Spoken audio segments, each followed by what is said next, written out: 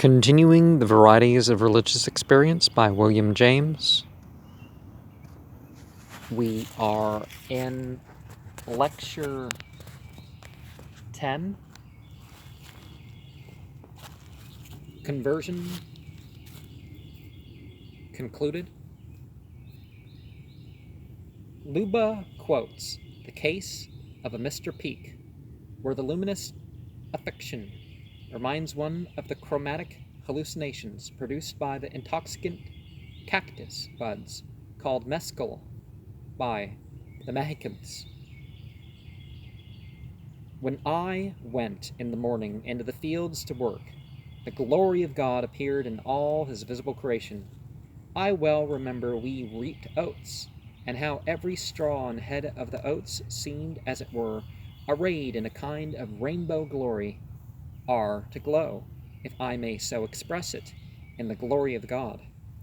These reports of sensory photism shade off into what are evidently only metaphorical accounts of the sense of new spiritual illumination, as, for instance, in Brainerd's statement, I was walking in a thick grove, unspeakable glory seemed to open to the apprehension of my soul. I do not mean any external brightness, for I saw no such thing, nor any imagination of a body of light in the third heavens, or anything of that nature, but it was a new inward apprehension or view that I had of God. In a case like this next one from Starbuck's manuscript collection, the lighting up of the darkness is probably also metaphorical.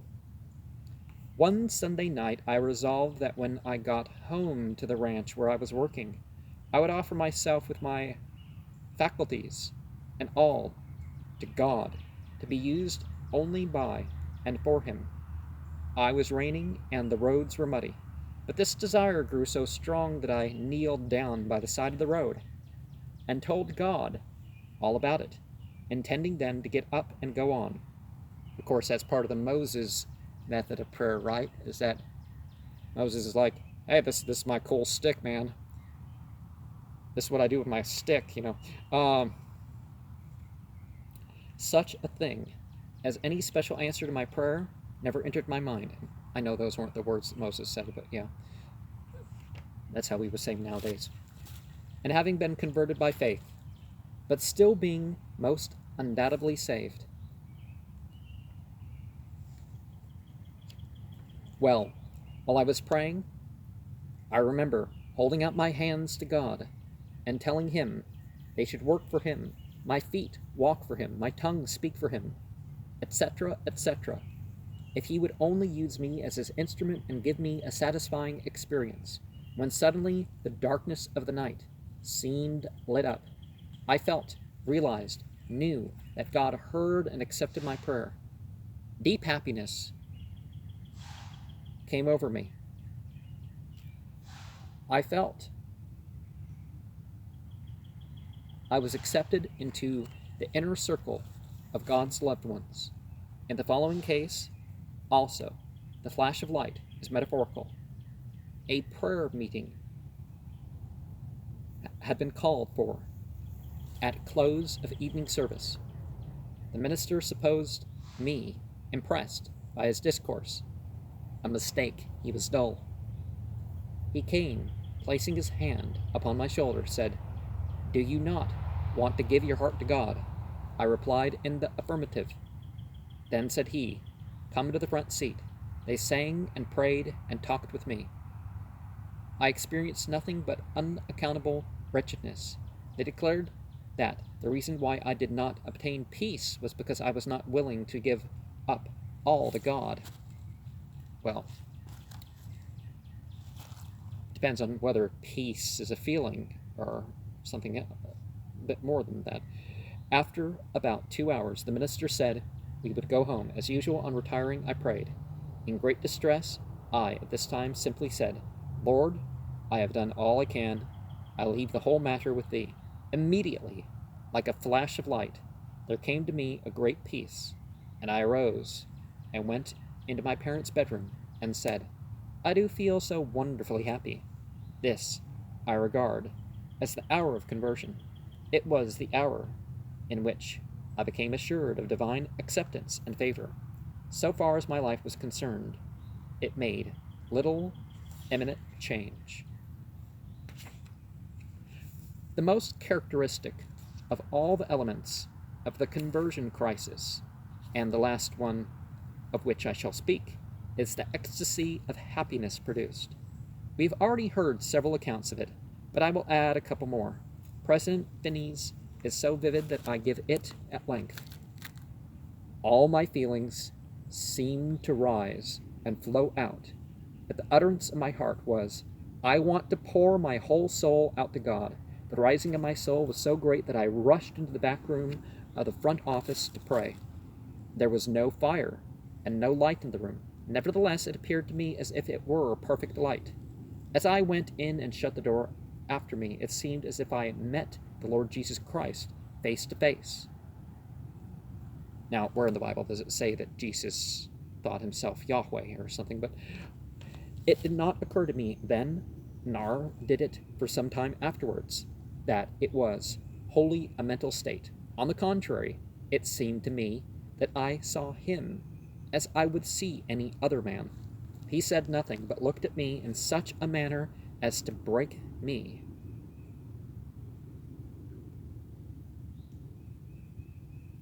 Right down at his feet. I've always since regarded this as a most remarkable state of mind, for it seemed to me a reality that he stood before me, and I fell down at his feet and poured out my soul to him.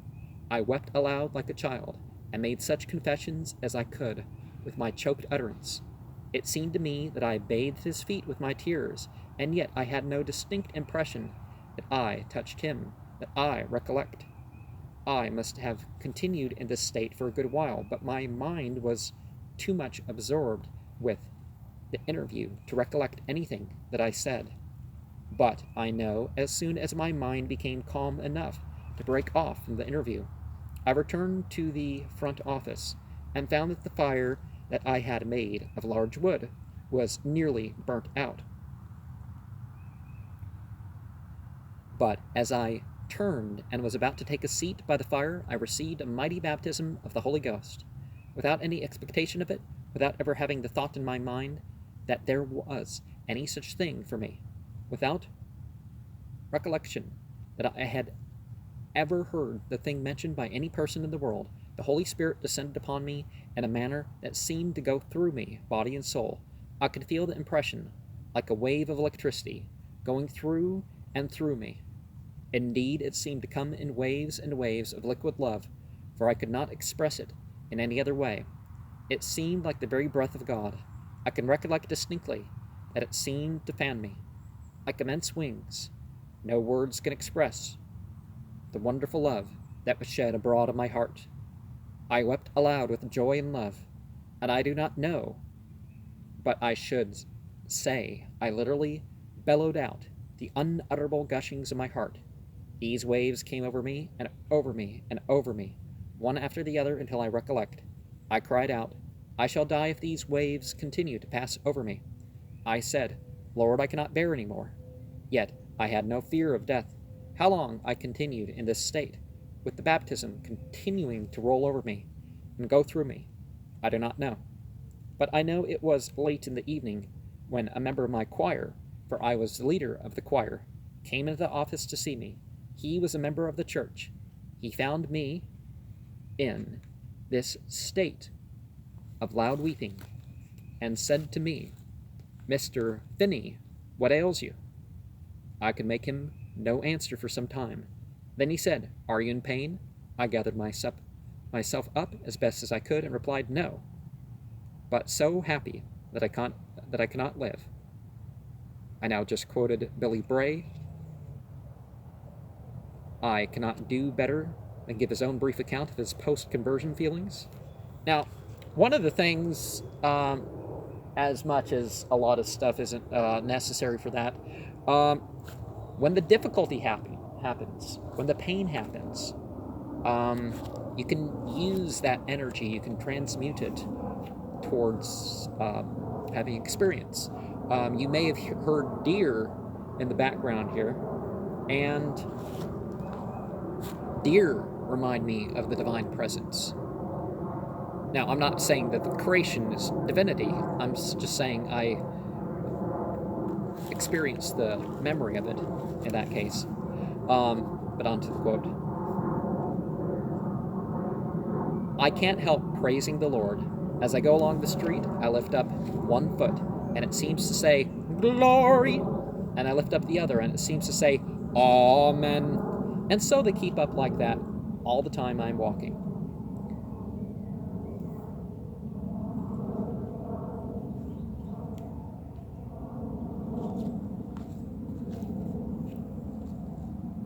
And, I've also had that experience where it's like there was like a divine language in the order of the movements of, what was going on in nature, not just the place, but the thing. And sometimes, could happen in the middle of a city too, right? And William James adds in a few more records. One morning, being in deep distress, fearing every moment I should drop into hell, I was constrained to cry in earnest for mercy, and the Lord came to my relief, and delivered my soul from the burden and guilt of sin. My whole frame was in a tremor from head to foot, and my soul enjoyed sweet peace. The pleasure I then felt was indescribable. The happiness lasted about 3 days, during which time I never spoke to any persons about my feelings. That's from the Autobiography of Dan Young, edited by W.P. Strickland, New York, 1860. In an instant, there rose up in me such a sense of God's taking care of those who put their trust in Him, that for an hour all the world was crystalline, the heavens were lucid, and I sprang to my feet and began to cry and laugh. H.W. Beecher is hereby quoted by Luba. My tears of sorrow changed to joy, and I lay there praising God in such ecstasy of joy as only the soul who experiences it can realize. I cannot express how I felt. It was as if I had been in a dark dungeon and lifted into the light of the sun. I shouted and I sang praises unto Him who loved me and washed me from my sins. I was forced to retire into a secret place where the tears did flow, and I did not wish my shopmates to see me, and yet I could not keep it a secret. I explained joy almost. I experienced joy almost to weeping. I felt my face must have shone like that of Moses. I had a general feeling of buoyancy. It was the greatest joy I ever had my lot to experience. I wept and laughed alternately. It was as light as if walking on air. I felt as if I had gained the greater peace and happiness than I had ever expected to experience. And that's from Starbucks correspondences. One word before I close this lecture on the question of the transiency or permanence of these abrupt conversions. Some of you, I feel sure, knowing that numerous backslidings and relapses take place, make of these their apperceiving mass for interpreting the whole subject, and dismiss it with a pitying smile at so much hysterics. Psychologically as well as religiously, however, this is shallow. It misses the point of serious interest, which is not so much the duration as the nature and quality of these shiftings of character to higher levels. Men lapse from every level. We need no statistics to tell us that. Love is, for instance, well known not to be irrevocable, yet constant or inconstant, it reveals new flights and reaches of ideality while it lasts. These revelations form its significance to men and women, whatever be its duration. So with the conversion experience, that it should, for even a short time, show a human being what the high water mark of his spiritual capacity is. This is what constitutes its importance, an importance which backsliding cannot diminish, although persistence might increase it. As a matter of fact, all the more striking instances of conversion, all those, for instance, which I have quoted, have been permanent, the case of which there might be most doubt, on account of its suggesting so strongly an epileptoid seizure, was the case of M. Ratisbone, yet I am informed that Ratisbone's whole feature was shaped by those few minutes. He gave up his project of marriage, became a priest, founded at Jerusalem, where he went to dwell, a mission of nuns for the conversion of the Jews, showed no tendency to use, for egotistic purposes, the notoriety given him by the peculiar circumstances of his conversion, which for the rest he could seldom refer to without tears, and, in short, remained an exemplary son of the church until he died, late in the 80s, if I remember rightly, the 1880s. The only statistics I know of on the subject of the duration of conversions are those collected for Professor Starbuck by Miss Johnson.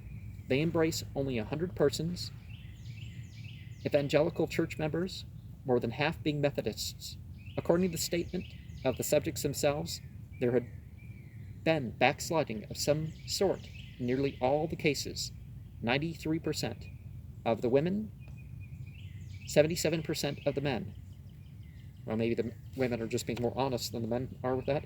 Discussing the returns more minutely, Starbuck finds that only 6% are relapses from the religious faith, which the conversion confirmed, and that the backsliding complained of is, in most, only a fluctuation in the ardor of sentiment. Only 6 of the 100 cases report a change of faith. Starbuck's conclusion is that the effect of conversion is to bring with it a changed attitude towards life, which is fairly constant and permanent, although the feelings fluctuate. In other words, the persons who have passed through conversion, having once taken a stand for the religious life, tend to feel themselves identified with it, no matter how much their religious enthusiasm declines. Psychology of Religion, 360, 357 of the pages. And one of the things also that we definitely find amidst all that is we find this reference to, now more and more it's certain what you'd call serious sins that people consider to be their backsliding.